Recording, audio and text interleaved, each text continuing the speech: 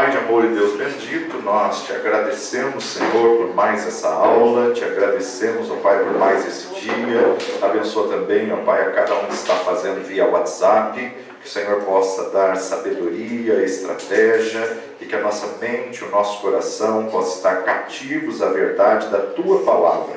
Fala conosco, ministra a Tua verdade aos nossos corações, perdoa os nossos pecados, falhas e fraquezas, lançamos sobre Ti toda a ansiedade e clamamos, meu Deus, vem em socorro do Teu povo, atendendo o clamor de cada um, entrando como resposta, entrando como milagre, para a Tua honra e Tua glória, no precioso nome de Jesus. Amém e amém. Nós já trabalhamos a questão do capítulo 1, já trabalhamos a questão do capítulo 2 e chegamos ao capítulo 3 de Gálatas. Carta de Paulo aos Gálatas, capítulo 3. A lei é impotente para salvar, mas conduz a Cristo e a fé. Não tem como eu rejeitar o Antigo Testamento, não tem como eu descartar o Antigo Testamento. O Antigo Testamento ele é um preparo, o Antigo Testamento ele é, na verdade, o que vai indicar, o que vai apontar para a salvação. Então, na verdade, quando Paulo diz aos romanos, renovando a vossa mente, renovando o vosso entendimento, a renovação da mente ela acontece com um processo. A renovação da mente ela é gradual, ela é pouco a pouco. Então, não desanime se o processo for lento. É claro que o processo, a velocidade do processo, depende da tua quantidade de assimilação do que você ouve, lê e estuda da palavra de Deus. Tem pessoas que assimilam muito pouco, tem pessoas que leem muito pouco da palavra de Deus ou são ministrados muito pouco. Tendo em vista que, renovando a nossa mente pelo conhecimento da palavra, então se você tem um bom nível de assimilação, um bom nível de compreensão da palavra que está sendo ministrada ou daquilo que está lendo, teu processo vai ser mais rápido. Se você tem um processo lento, então também o resultado vai ser mais lento. O diabo tentará de forma muito dura pará-lo nessa renovação da mente. Toda vez que você se propõe a estudar a palavra, ler um livro, toda vez que você propõe a estudar a Bíblia ou fazer um curso, vem levante, vem ataque, é uma batalha, é um sono, é uma guerra. Por quê? Porque o diabo não quer que você aprenda, Satanás não quer, porque conhecereis a verdade vos libertará. Então é sempre um processo. Nessa área de renovação da mente, o diabo investe contrário. O diabo muitas vezes não quer tirar a pessoa da igreja, ele pode mantê-la escravizada dentro da igreja, desde que ela não dê atenção à verdade da palavra, desde que ela não priorize a palavra de Deus. Ele sabe que o controle dele sobre você termina quando você aprende, termina quando você escolhe os pensamentos corretos, quando você rejeita os pensamentos errados. Então ele tentará pará-lo por meio do desânimo, por meio da acusação,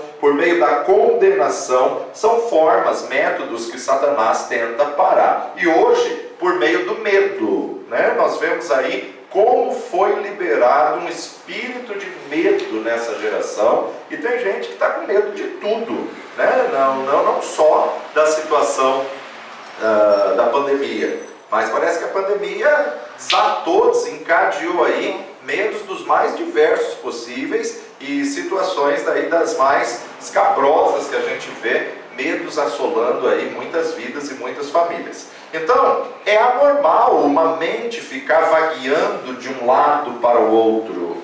A falta de concentração, ou aí chamada de dislexia, ela pode ser também a falta de vitamina, ela pode ser também a falta de alguma proteína no cérebro. A preguiça mental de concentração torna a mente deficiente. E muitas vezes isso precisa ser tratado, isso precisa ser trabalhado. É muito comum se ver isso nas crianças, e principalmente na nossa geração, e depois de um ano em casa, a preguiça de concentração, a preguiça de estudar, a preguiça mental.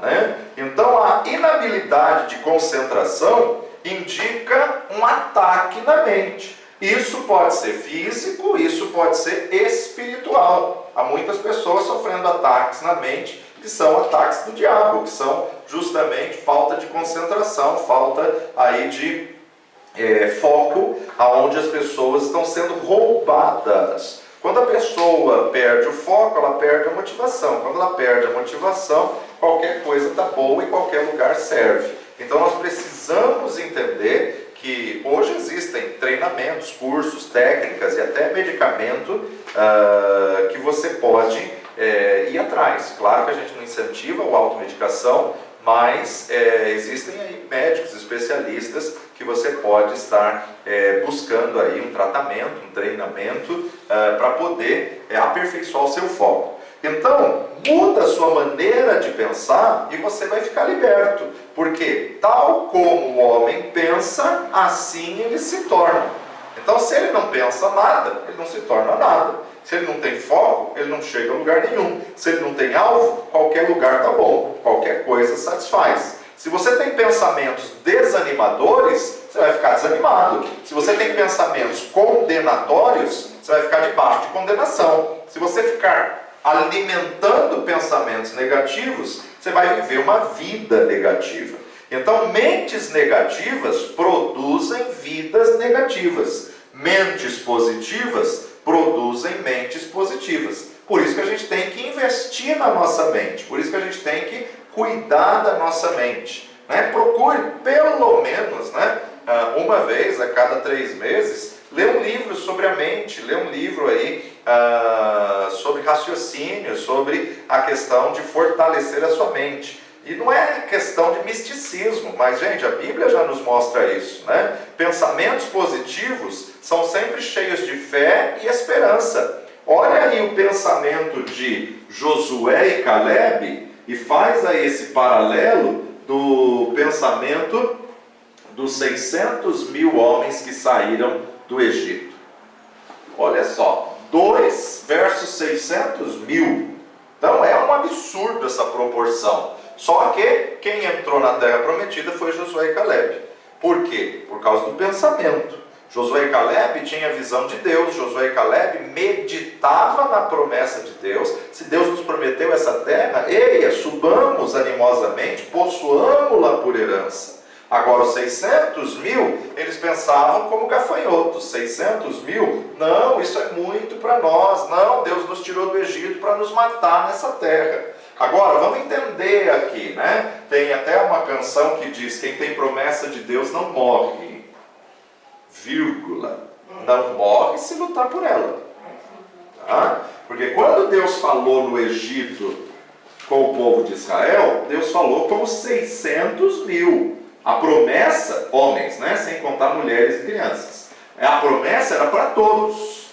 Só que os 600 mil não lutaram pela promessa, não batalharam pela promessa. E muito pelo contrário, ainda retardaram Josué e Calebe 40 anos de possuir a promessa. Além de não entrar, ainda retarda quem quer entrar. Além de não possuir, ainda atrasa quem quer possuir. Então você vê aí uma situação que é um segredo espiritual.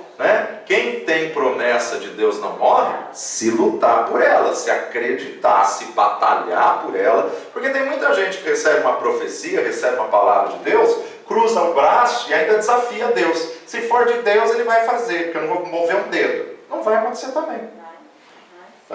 Porque você atrai aquilo que você crê. Aquilo que você despreza, você repulsa. Aquilo que você não acredita, você afasta. Então, na verdade, nós precisamos entender que tem uma promessa? Tem. Mas não é uma graça barata, é conquistada. É uma luta, é uma guerra. E que guerra, Não é porque tem uma promessa que você vai ficar isento da batalha. Não é porque tem uma palavra de vitória que já está tudo fácil, tudo ganho. Não. Então, mentes positivas produzem vidas positivas. Pensamentos positivos vão ser sempre cheios de fé, cheios de esperança. Pensamentos negativos vão trazer sempre medo, vão trazer sempre insegurança, vão trazer sempre dúvida. E a maior inimiga da fé é a dúvida. Sua mente, ela desempenha um papel muito importante na sua vitória.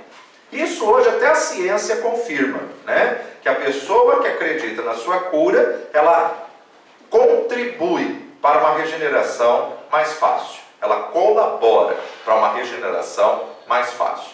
Deus colocou no ser humano a capacidade de autocura. Todo ser humano tem a capacidade de autocura, o problema é desenvolvê-la. Prova disso é quando você faz um corte no braço, ou qualquer membro do corpo, quando você faz um corte, o corpo todo se une para mandar ordens para esse local do corte cicatrizar. Então esse local do corte ele vai se autocurar através da cicatriz, através aí da cauterização desse corte, se assim a gente pode dizer. Hoje a gente sabe aí da questão da neurogênese, né, que as pessoas que tiveram problemas no cérebro, massa cefálica e tudo mais, conseguem criar um novo caminho. Tem aí testemunhos, depoimentos de cantores que tinham perdido a área do canto e de repente criaram um novo caminho, a neurogênese, né? Então isso é o que? A capacidade de autocura. Então a gente tem que observar que espiritualmente isso também pode acontecer e pode contribuir muito mais. A sua mente colabora. Então coloca a sua mente para trabalhar a teu favor. Porque tem gente que nem precisa do inimigo, ele já tem a mente, né? Tem gente que a mente dele já é o próprio inimigo. A mente dele já trabalha contra. Então coloque na sua mente pensamentos positivos, coloque na sua mente a palavra de Deus, né? Por isso que Filipenses capítulo 4, versículo 8, Paulo diz assim: quanto ao mais, irmãos, tudo que é verdadeiro, tudo que é honesto, tudo que é justo, tudo que é puro, tudo que é amável, tudo que é de boa fama, se há alguma virtude, se há algum louvor, nisso pensai. Tem outra tradução que diz que isso ocupe o vosso pensamento. Então, é realmente o que nós temos que renovar nossa mente. 1 Coríntios capítulo 2, versículo 16, nos diz: porque quem conheceu a mente do Senhor para que possa instruí-lo? Mas nós temos a mente de Cristo. Nós temos a mente do Messias. E certamente possuímos os pensamentos, os sentimentos e os propósitos do Messias. Se temos a mente de Cristo, temos que pensar os pensamentos dele. Temos que abrir mão da nossa vontade para viver a vontade dele. Porque a vontade dele é boa, perfeita e agradável, mesmo que você não entenda no momento. Nossa mente, ela não nasce de novo na experiência do Novo Testamento. Muitas pessoas acham que aceitou Jesus, a mente nasce de novo. Não. O que nasceu de novo foi o Espírito. Tá? Então, lembre, somos um Espírito e possuímos uma alma e moramos num corpo. A alma é o quê? Intelecto. O que é intelecto? Mente. Raciocínio, razão, vontade, emoções, livre-arbítrio. Então, onde está a mente? Na alma. Então, quando você nasceu de novo, o que nasceu foi o Espírito. E o Espírito está pronto. A carne é fraca, cuidai para salvar a vossa alma. Então, a mente está na alma. A nossa mente não nasce de novo na experiência do novo nascimento. Por isso que Paulo vai dizer, Romanos 12, 1 e 2. Rogo-vos, pois, irmãos, pela compaixão de Deus, que apresenteis vosso corpo em sacrifício vivo, santo e agradável a Deus, que é o vosso culto racional. Não vos conformeis com este mundo. Não tomeis a forma da forma deste mundo, mas transformai-vos como? Pela renovação da vossa mente. Então a mente pode ser renovada. Ela não nasceu de novo quando você aceitou Jesus. O que nasceu foi o Espírito. Mas a mente, ela não nasceu de novo. Mas ela tem que ser renovada. Transformai-vos pela renovação da vossa mente. Agora, renovação da vossa mente, isso é processo. Isso não é instantâneo. Isso é um processo. Processo esse que dura até o arrebatamento.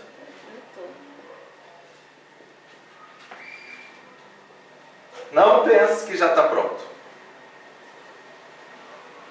Todo dia nós temos que renovar. Todo dia nós temos que investir na mente. Todo dia nós temos que transformar. É um processo que demanda tempo e demanda investimento. Quanto você tem investido na tua mente? Quanto você tem investido na tua saúde mental? Nós estamos aí, lutando contra um vírus invisível, e sinto informar para vocês, ele veio e não está com pressa de ir embora. E tem outra notícia que também não é muito boa. Ele não é o único, vem outros por aí. Então, o que nós temos que fazer como servos de Deus? Investir na imunidade e investir na saúde emocional, que é a saúde mental. Isso é o que nós vamos ter que priorizar agora. E isso aqui a gente pode chamar de mordomia do corpo.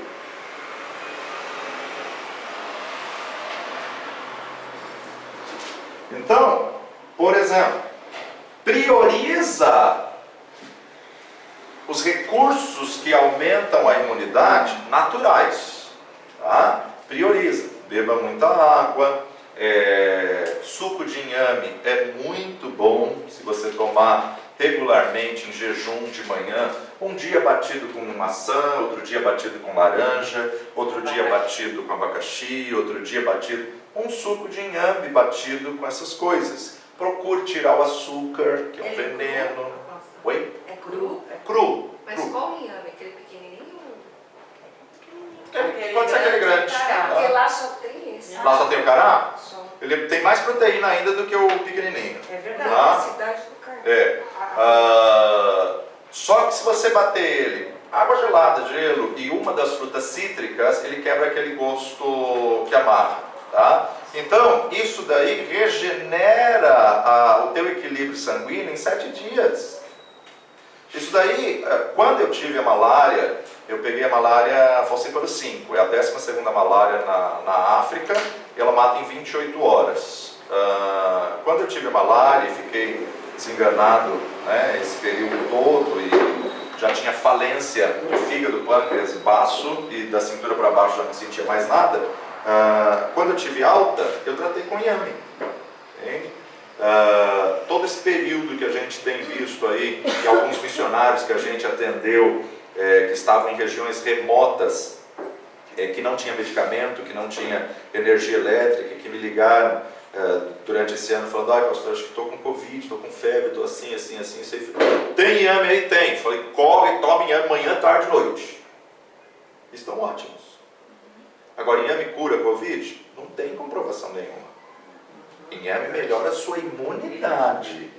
Então, não é procurar o que cura o Covid. Você tem que se preocupar com o teu sangue, você tem que se preocupar com a tua saúde, você tem que se preocupar com a tua imunidade. Então, a importância de, se a tua imunidade está boa, qualquer vírus que vier, você combate. Então, nós temos que investir, porque muitas vezes o ministro do Senhor é relapso quanto à saúde. Cuida de todo mundo, de todos e menos de si mesmo. Então, na verdade, eu particularmente incentivo você a priorizar as coisas naturais. Tá? Quando não dá para ser natural, a reposição vitamínica é sempre boa. Né? Regiões que não tem sol, tem que repor vitamina D. A vitamina D tem que estar em alta. Então, você tem que se preocupar um pouco com isso.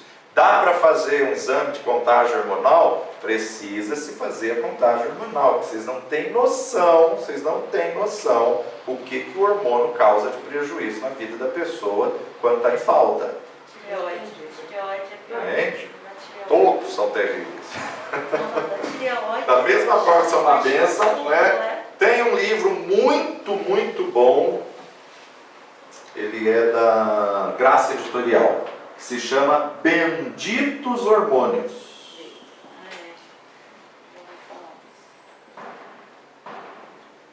Eu falo para ele todo dia. Benditos Hormônios. O comecinho dele é um pouco chato, mas é necessário ser lido. E chato porque ele é técnico. No começo é científico mesmo. Tá? Benditos Hormônios. Sensacional esse livro. Se você quer trabalhar com pessoas, tem muita coisa que você acha que é demônio e é hormônio. É verdade. Tá?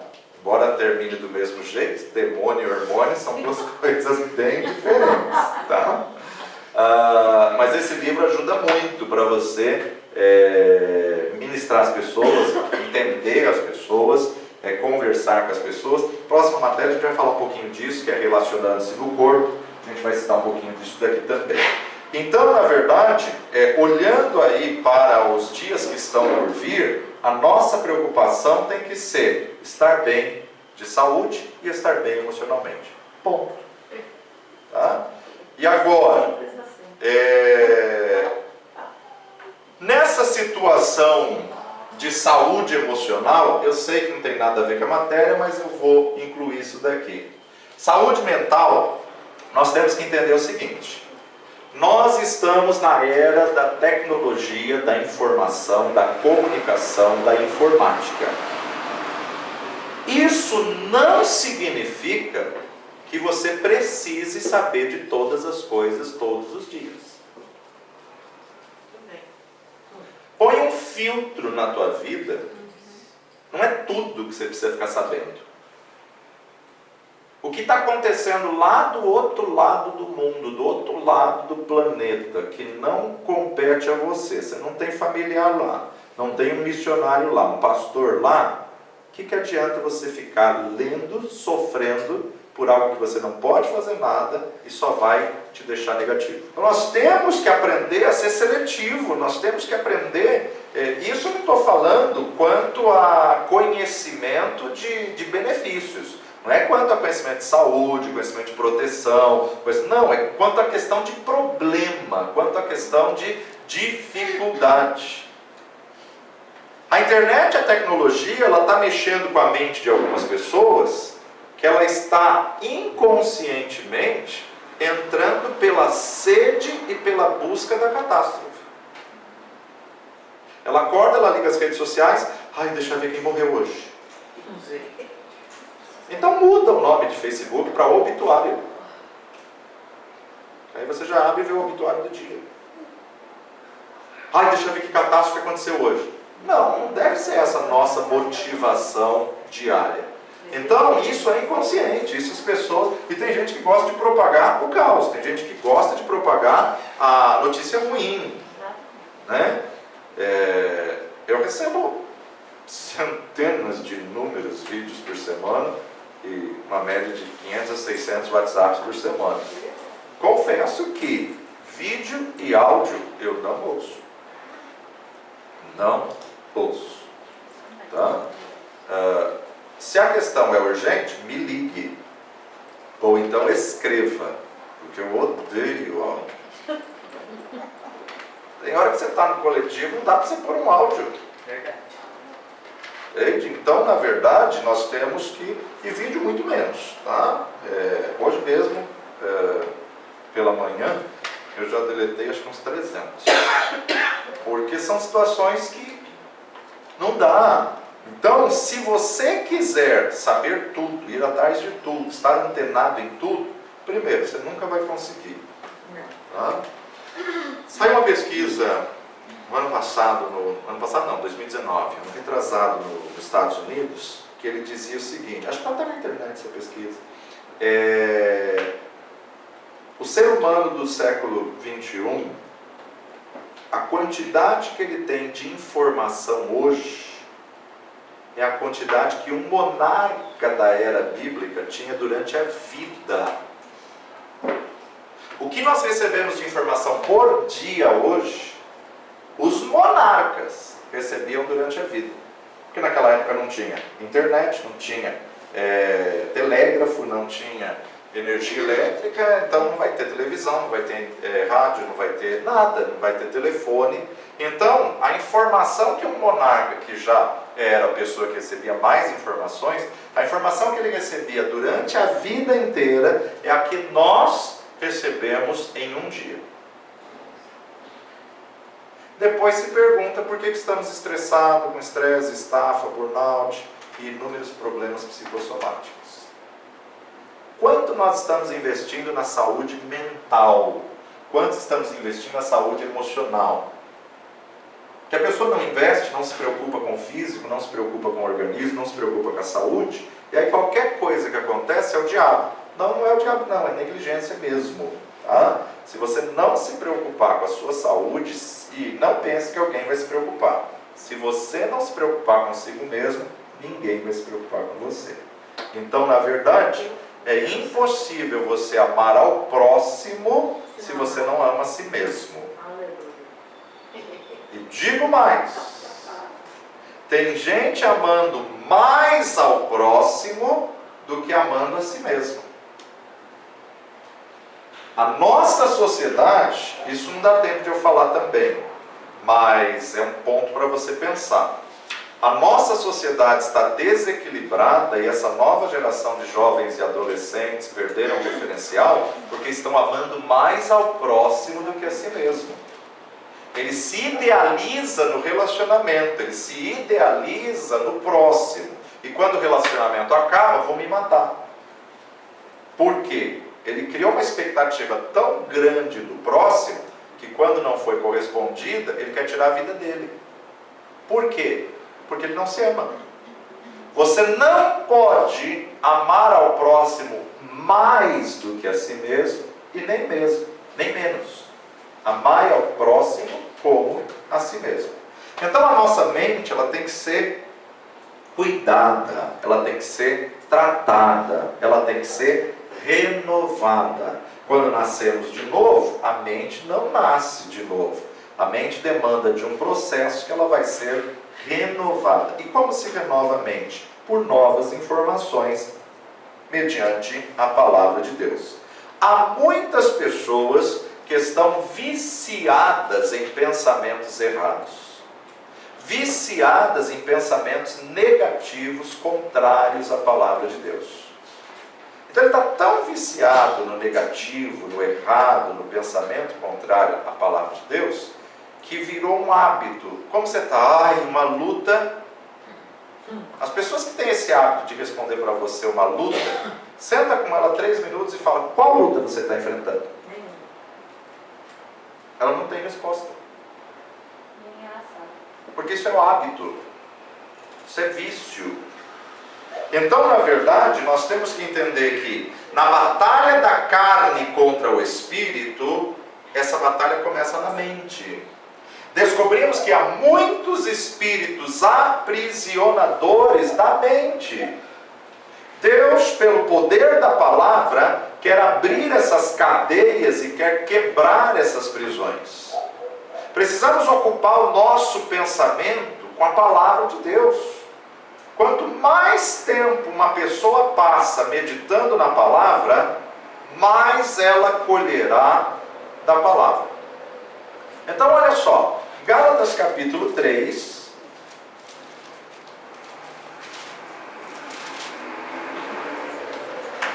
versículos de 1 a 5, a lei é impotente para salvar, mas conduz a Cristo e a fé.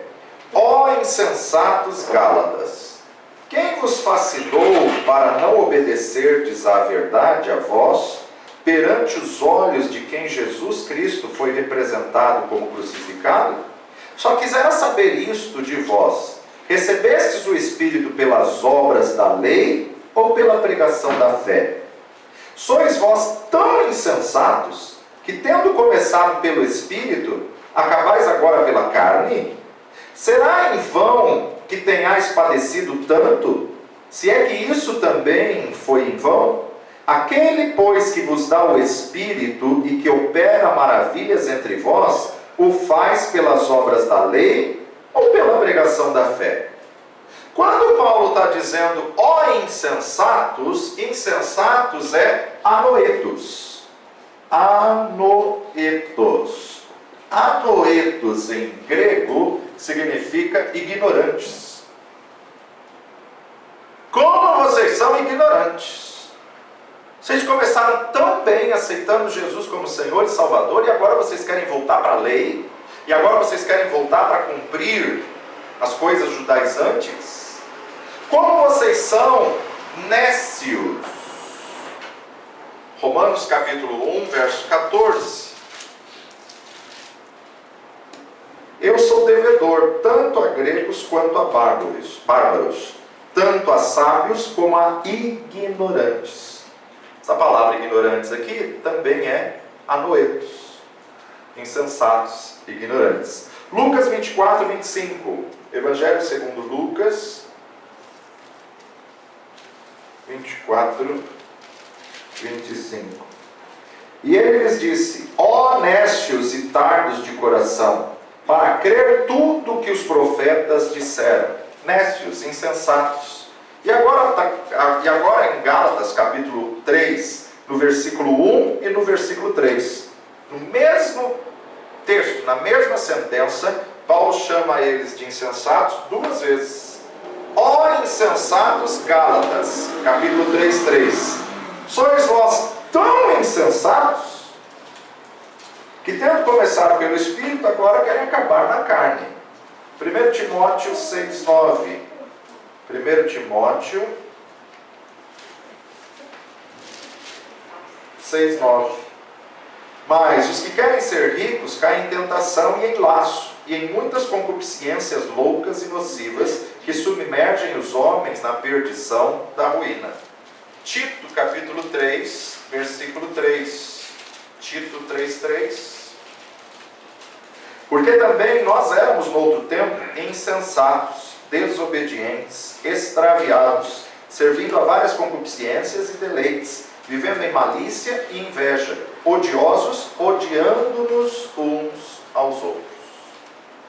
Em outras palavras, Paulo está dizendo, vocês não usam de razão e agem como se não tivessem nenhuma razão. Agora, por outro lado, ele diz ainda no versículo 1, Gálatas 3:1, quem vos fascinou para não obedecerdes à verdade? Quem vos fascinou? Fascinou no original é bascaino. Bascaino. E bascaino no grego é falar mal dos outros, é fofocar, é bascaino, é ser atraído por feitiço. Qual página da apostila estamos? Por um olhar malévolo, como uma cobra atrai ou encanta um pássaro e o devora. Isso que é bascaino. Então ele está chamando os Gálatas e dizendo, quem que foi que encantou vocês, enfeitiçou vocês com um olhar malévolo? 4 coisas que a lei não pode fazer. A lei não pode conceder o Espírito Santo, porque pela lei todos somos pecadores. A lei não pode trazer a perfeição, porque todos somos falhos. A lei não pode realizar milagres. A lei não pode libertar o ser humano da opressão. Por isso que você não vê libertação no Antigo Testamento. Volta agora a Gálatas 3, de 6 a 10. É o caso de Abraão, que creu em Deus e isso lhe foi imputado como justiça.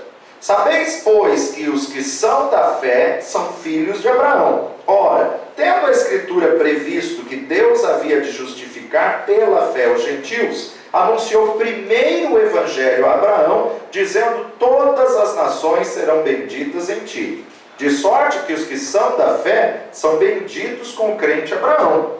Todos aqueles, pois, que são das obras da lei, estão debaixo da maldição, porque escrito está, maldito todo aquele que não permanecer em todas as coisas que estão escritas no livro da lei para fazê-las.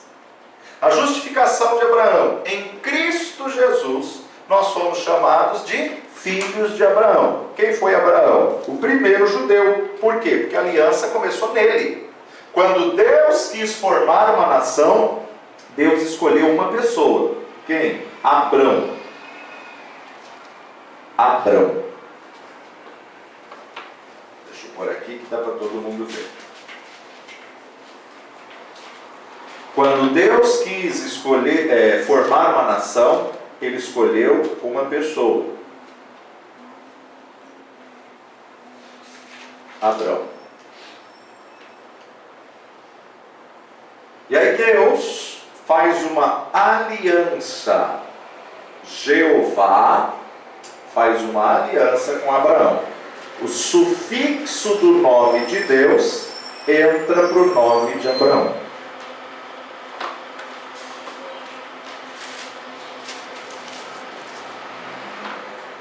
Jeová, Abraão. O sufixo do nome de Deus entra para o nome de Abraão. Abraão. Isso é para demonstrar que teve aliança. Ele é o primeiro judeu. Ele é o primeiro hebreu. Ele é o primeiro que Deus escolheu. Deus quer formar uma nação, mas ele começa com uma pessoa. Dessa pessoa, ele renova a aliança no filho Isaac. Casa-se com Rebeca. Tem uma luta dentro do ventre. Não tem ultrassom. Não tem ultrassom, vai orar. Hoje tem ultrassom, vai para ultrassom. Mas não tem ultrassom, vai orar. E orando, Deus fala: 2 nações há em teu ventre. E já estão brigando lá dentro. E o maior servirá ao menor. Deus já tinha falado que o maior serviria ao menor. Ela não precisava dar uma ajudazinha. Mas nasce Esaú e Jacó. Esaú despreza a primogenitura. Despreza a bênção. E vende barato. Um prato de lentilha. Não é que o outro roubou, não é que o outro usurpou. Para não vender, O outro fez uma oferta, o outro vendeu. Então, na verdade, de Abraão passa para Isaac, de Isaac passa para Jacó. Jacó tem 2 esposas, queria Raquel, mas lhe foi dado Lia.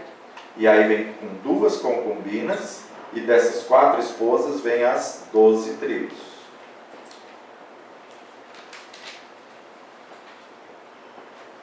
E uma filha. 12 filhos e uma filha. Dessas 12 tribos, o 11º entra no Egito e traz para o Egito 70 pessoas. E essas 70 pessoas parecem massa de pão. Quanto mais bate, mais cresce. Mais bate, mais cresce. Dessas 70 pessoas, em 430 anos, sai 600 mil homens. Maior que 21 anos, então são casados. 600 mil com 600 mil mulheres, já são 1.200.000. Cada judeu tem pelo menos 10 a 12 filhos, não menos que isso. Mas, vamos supor que cada um tenha 2. Então você põe aí 1.200.000 aqui cada casal. Você já tem aqui 2.400.000 pessoas. Se estima que saiu do Egito em 430 anos 3 milhões de pessoas. Uma nação. Agora, 3 milhões de pessoas de força braçal sendo arrancada de uma nação, quebrou o Egito. Mas Deus tinha falado com Abraão: a tua descendência, a tua linhagem vai servir em terra estranha como escravo 400 anos, e depois eu vou julgar aquela terra quando tirá-los de lá e darei a outra nação. Então, na verdade, a gente observa aqui, Deus queria uma nação, mas como que Deus forma uma nação? Escolhendo um homem, Abrão.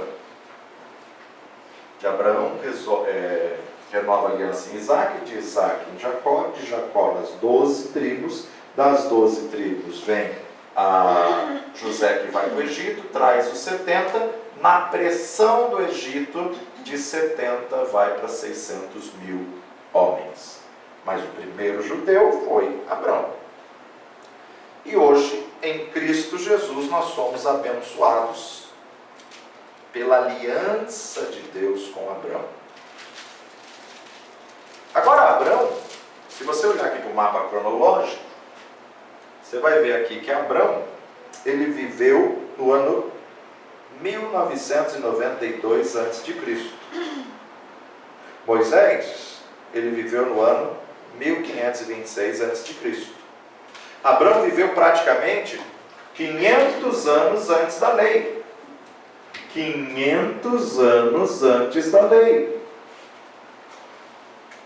Estamos em 2021. Imagina que algo vai acontecer em 2521. Não dá nem para a gente imaginar. Só que ele já dava o dízimo. E um monte de gente vem falar que dízimo é coisa da lei. Dízimo é lei, dízimo é graça, dízimo é princípio. Então nós temos que analisar as coisas realmente como elas são, e não pelo que dizem. E aí nós observamos algumas coisas interessantes. Quando a gente joga na questão da dispensação, nós temos aí a dispensação da inocência, e depois da dispensação da inocência vem a dispensação da consciência, e depois da dispensação da consciência vem a dispensação do governo humano, e depois da dispensação do governo humano vem a dispensação patriarcal, depois da dispensação patriarcal vem a dispensação da lei. Então não vem falar que Antigo Testamento é lei, Novo é graça, porque Antigo Testamento você tem inocência, consciência, governo humano, patriarcal e lei. E a lei vai até Atos dos Apóstolos no Pentecostes. No derramar do Espírito se estabelece a graça. E depois, por último, vem a dispensação milenial.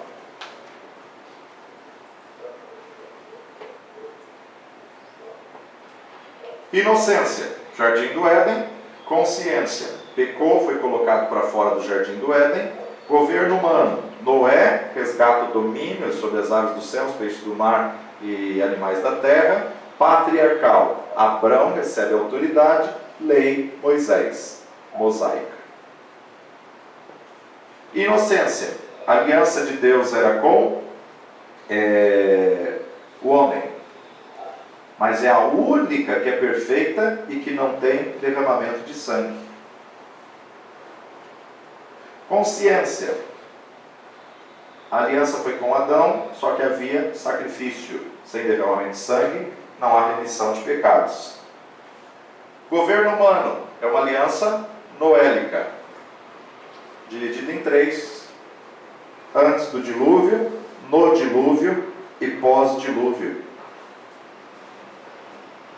Isso também me lembra antes da tribulação, na tribulação e pós-tribulação. Patriarcal, abraâmica. Lei com Moisés, mosaica, mas nova aliança com Jesus Cristo. Em Cristo Jesus, nós somos co-herdeiros com Ele das bênçãos de Abraão. Capítulo 3, verso 11 de Gálatas. É evidente que pela lei ninguém será justificado diante de Deus, porque o justo viverá da fé. Ora, a lei não é da fé, mas o homem que fizer essas coisas, por elas viverá. Cristo nos resgatou da maldição da lei, fazendo-se maldição por nós, porque está escrito: maldito todo aquele que for pendurado no madeiro. Para quê? A bênção de Abraão. Vamos voltar de novo. Ora, a lei, verso 11. É evidente que pela lei ninguém será justificado diante de Deus. É evidente que pela lei. Jesus está aqui. Entende aqui? Acompanha aqui comigo. Jesus está aqui. Ele está na transição da lei para a graça. Ele viveu Mateus, Marcos, Lucas e João na lei. E agora ele está dizendo: é evidente que pela dispensação que nós estamos, é evidente que pela lei ninguém vai ser justificado. E agora Paulo está trazendo a revelação. Estamos na graça já com Paulo, mas ele está dizendo: pela lei não dá. Só que agora ele volta uma dispensação. Na lei não dá, mas agora ele volta com a aliança abraâmica. Então veja lá, verso 11. É evidente que pela lei ninguém será justificado, porque a lei só serve para condenar. Mas o justo viverá da fé. Opa! Falou sobre fé, lembra de quem? Abraão. Pela fé, Abraão. Então veja, é evidente, estamos na graça, mas é evidente que pela lei não dá. Então vamos voltar na outra dispensação, patriarcal. É um ciclo, gente, tempo cíclico. É evidente que pela lei ninguém será justificado diante de Deus, porque o justo viverá da fé. Ora, a lei não é da fé, mas o homem que fizer essas coisas, ou seja, que quiser viver pela lei, vai ter que cumpri-la toda, por ela viverá.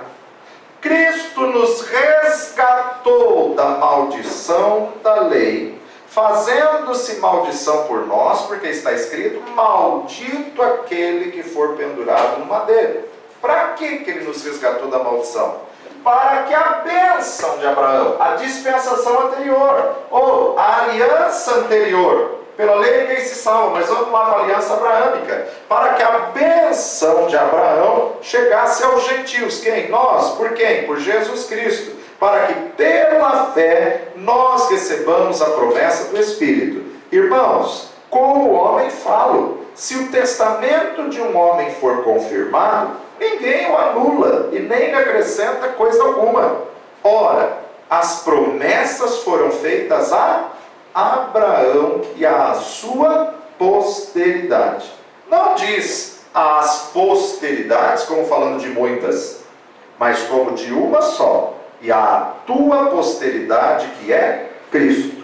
Mas digo isso, que tendo sido o testamento anteriormente confirmado por Deus, a lei que veio 430 anos depois, não o invalida de forma a abolir a promessa. Porque se a herança provém da lei, já não provém da promessa.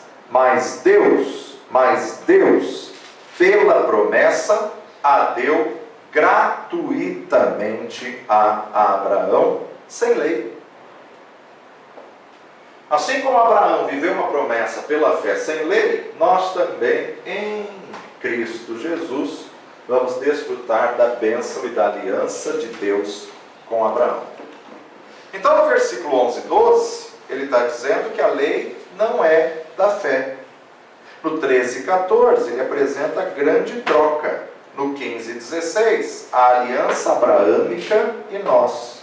No 17 e 18, a lei e a aliança. Agora, a lei veio por causa da transgressão. Deixa eu desenhar isso de novo, para você entender. Nossa próxima aula vai ser de 15 a 19 de março, tá? Relacionando-se no corpo, para os que não estavam aqui no comecinho, relacionando-se no corpo, 15 a 19 de março. Então vamos lá, vamos revisar isso aqui.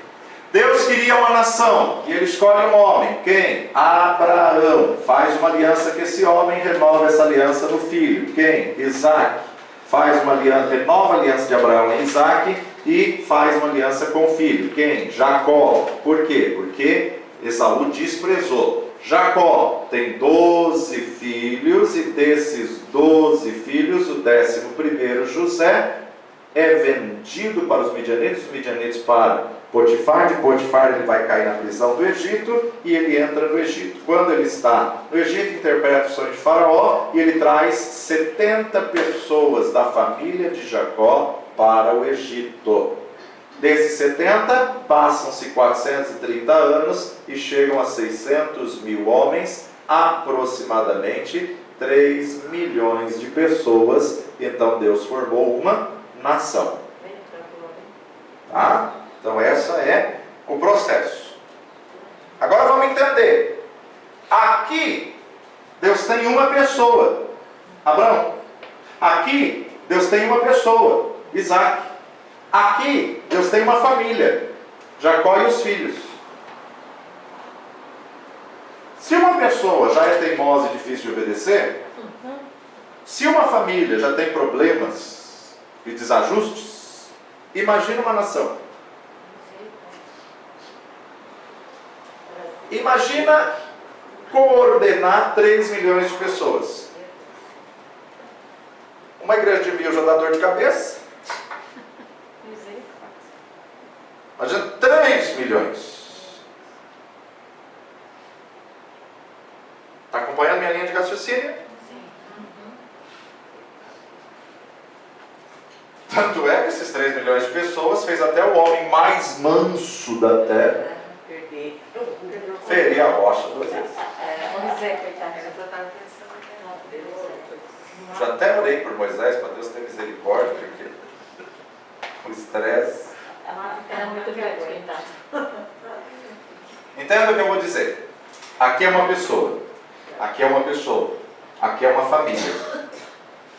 Mas para que essa nação viva o mínimo possível, dizemos assim, em equilíbrio, em amor, não se mate inteira, tem que colocar regras. Tem que estabelecer limites. Tem que estabelecer lei. É isso que Paulo vai dizer dos versos 19 a 22. Logo, para que é a lei? Foi ordenada por causa das transgressões. Começar a pecar, aprontar, fazer um monte de coisa de errada, até que viesse a posteridade a quem a promessa tinha sido feita. E foi posta pelos anjos nas mãos de um medianeiro. Quem é o mediador do Antigo Testamento? Moisés. Foi posta pelos homens, foi posta pelos anjos na mão de um homem. Por quê? Porque ele sobe no Monte Sinai, fica lá 40 dias. E quem que vai entregar a lei para ele? Os anjos. Foi posta pelos anjos nas mãos de um medianeiro. Ora, o medianeiro não o é de um só, mas Deus é um. Logo, a lei é contra as promessas de Deus? A lei que Moisés recebeu é contra o que Deus prometeu aqui para Abraão? De maneira nenhuma. Mas ela está colocando regras, limites, para alcançar o que Deus havia estabelecido. De nenhuma sorte, porque se dada fosse uma lei que pudesse vivificar, a justiça, na verdade, teria sido pela lei. Mas a Escritura encerrou tudo debaixo do pecado, para que a promessa pela fé em Jesus Cristo fosse dada aos crentes. Está aí na apostila de vocês. A lei foi ordenada por causa da transgressão, para dar ao pecado o caráter da transgressão. Os homens haviam pecado antes de Moisés, mas na ausência da lei, seus pecados não lhe eram imputados. Isso é o que Paulo fala em Romanos 5,13. Romanos 5,13. Porque até a lei estava o pecado no mundo. mas o pecado não é imputado não havendo lei. A lei deu ao pecado o caráter de transgressão, de culpa individual. Além disso, em vista de os homens não apenas continuarem pecando depois que a lei foi dada, como também serem induzidos à transgressão pela própria lei que o proibia. Romanos 7:8. Mas o pecado, tomando ocasião pelo mandamento, despertou em mim toda a concupiscência, porquanto sem a lei estava morto o pecado. A lei demonstrou de maneira inquestionável a pecaminosidade arraigada na natureza do homem. Esse mesmo capítulo 7 de Romanos, de 11 a 13. Porque o pecado, tomando ocasião pelo mandamento, me enganou e por ele me matou. Assim a lei é santa e o mandamento é justo e bom. Logo tornou-se-me o bom em morte? De modo nenhum. Mas o pecado, para que se mostrasse pecado, operou em mim a morte pelo bem, a fim de que, pelo mandamento, o pecado se fizesse excessivamente maligno. Então a lei encerrou tudo debaixo do pecado. É isso que Paulo conclui em Gálatas 3:22. A Escritura, quando ele diz ali a Escritura, ele está dizendo a lei, a Torá, encerrou tudo debaixo do pecado, para que a promessa pela fé em Jesus Cristo fosse dada aos crentes. A lei foi uma maneira temporária de Deus tratar o homem, até que viesse a posteridade. Que posteridade é essa? Cristo. Ou seja, Cristo não poderia vir para salvar se a humanidade não soubesse regras, limites, referencial para reconhecer que eram pecadores. Por isso Paulo vai falar depois que Jesus vem no ápice dos tempos, no momento certo. A lei é uma forma temporária de Deus tratar o homem até que viesse a posteridade. A lei encerrou o homem pecador para quê? Para que a promessa que é pela fé lhe fosse a única via de escape. Por isso que a lei para os judeus era aios. O que era aio? De cada vez, não precisa falar todo mundo junto assim não. Professor, tutor. As pessoas contratavam aios, as pessoas contratavam tutores para os seus filhos. Então a lei para os judeus eram os aios, eram os professores, eram os tutores. Ou seja, os aios eram os encarregados da disciplina e do ensino das crianças. Os aios eram os pedagogos da família. Em uma família grega, ele era o responsável pela guarda e disciplina dos filhos enquanto esses fossem menores. A lei teve esse caráter de aio, tutor, professor, pedagogo, ensinamento, até a vinda de Cristo. É o caso do Gamaliel? Exatamente, é um aio, é um tutor. Cristo veio e o crente já não está sob a autoridade de um aio. O crente já não está sob a autoridade de um pedagogo. Mas ele tornou-se agora um discípulo. E um discípulo que aprende direto do próprio Cristo. É isso que Jesus revela em Mateus 11, 29 e 30. Pode ser do 28 ao 30.